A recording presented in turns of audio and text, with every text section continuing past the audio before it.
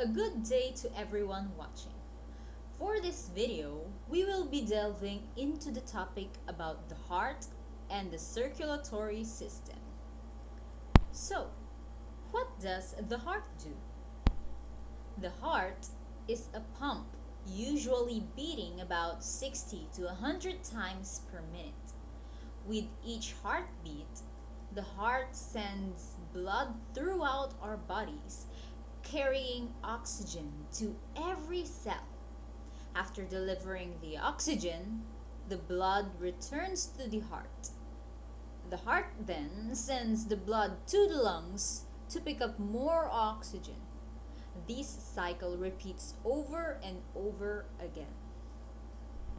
So now we know how the heart works. How about the circulatory system?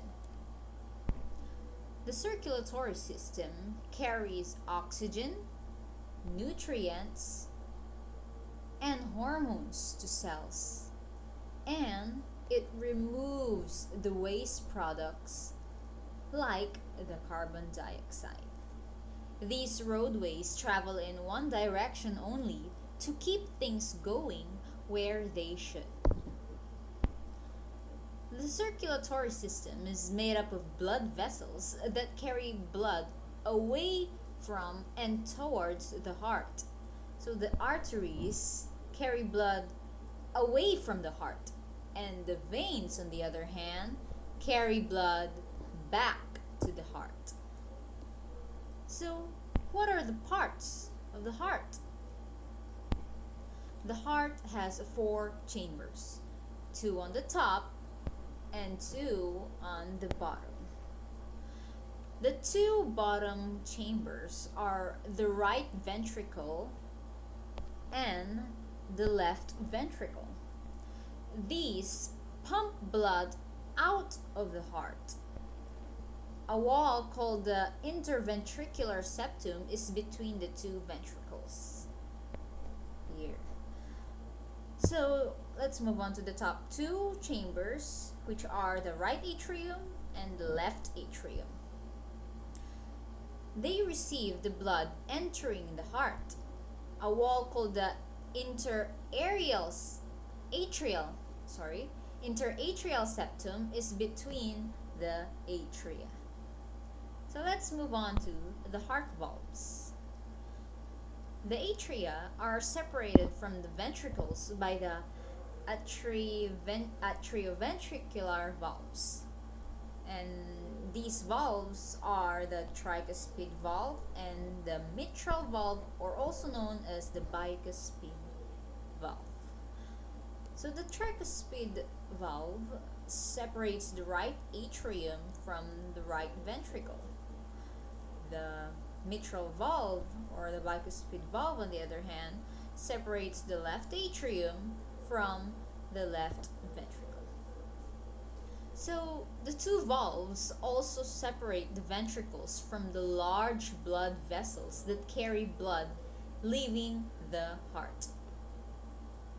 The first is the pulmonic valve, which is between the right ventricle and the pulmonary artery, which carries blood to the lungs.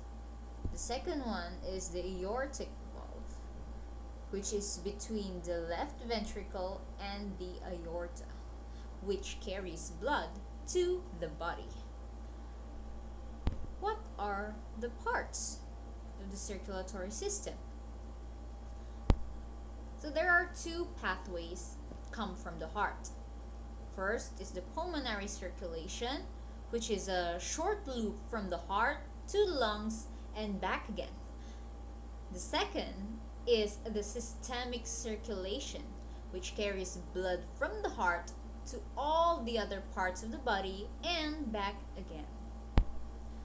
So for further explanation, in pulmonary circulation, the pulmonary artery, there, the blue one, is a big artery that comes from the heart. It splits into 2 main branches and brings blood from the heart to the lungs. if we follow the blue one, it goes right through the right and left lungs. So, at the lungs, the blood picks up the oxygen and drops off carbon dioxide. The blood then returns to the heart through the pulmonary veins, the red one there. So let's move on to the systemic circulation. In systemic circulation, the blood that returns to the heart has picked up lots of oxygen from the lungs. So now it can go out to the body. And the aorta, this one, the red here, the aorta is a big artery that leaves the heart carrying this oxygenated blood. It branches off the aorta, send blood to the muscles of the heart itself, as well as all other parts of the body. Like a tree, the branches get smaller and smaller as they get farther from the aorta. Next, so at each body part, a network of tiny blood vessels called capillaries, this connects the very small artery branches to very small veins.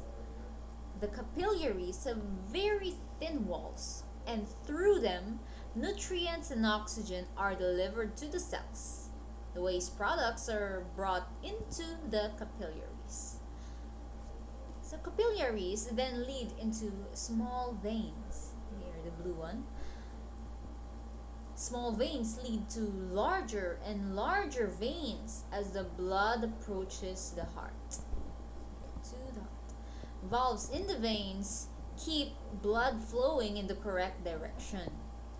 Two large veins that lead into the heart are the superior vena cava and inferior vena cava. This one, the superior and the inferior.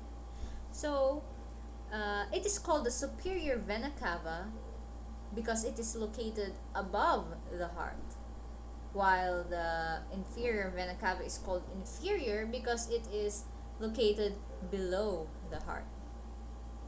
Once the blood is back in the heart, it needs to re-enter the pulmonary circulation and go back to the lungs to drop off the carbon dioxide and pick up more oxygen. How does the heart beat? The heart gets messages from the body that tell it when to pump more or less blood depending on the person's needs. For example, when you're sleeping, it pumps just enough to provide for lower amounts of oxygen needed by your body at rest. But when you're exercising, the heart pumps faster so that your muscles get more oxygen and can work harder. How the heart beats is controlled by a system of electrical signals in the heart. The sinus node or the sinoatrial node is a small area of tissue in the wall of the right atrium. It sends out an electric signal to start the contracting or the pumping of the heart muscle. This node is called the pacemaker of the heart because it sets the rate of the heartbeat and causes the rest of the heart to contract in its rhythm. So these electrical impulses make the atria contract first. Then the impulses travel down to the atrioventricular node, or also known as the AV node, which acts as a kind of relay station. So from here, the electrical signal travels through the right and left ventricles, making them contract. So one complete heartbeat is made up of two phases. The first phase is also called systole. This is when the ventricles contract and pump blood into the aorta and pulmonary artery. During systole, the atrioventricular valves close, creating the first sound of a heartbeat. When the atrioventricular valves close, it keeps the blood from going back into the atria. During this time, the aortic and pulmonary valves are open to allow blood into the aorta and pulmonary artery. When the ventricles finish contracting, the aortic and pulmonary valves close to prevent blood from flowing back into the ventricles. So these valves closing is what creates the second sound of the heartbeat. The second phase is called diastole. This is when the atrioventricular valves open and the ventricles relax. This allows the ventricles to fill with blood from the atria and get ready for the next heartbeat. Knowing about the heart and the circulatory system can help us better understand our own body. We must do our best to keep our heart healthy for our circulatory system to function properly. So that's all for today's video. Thank you for watching.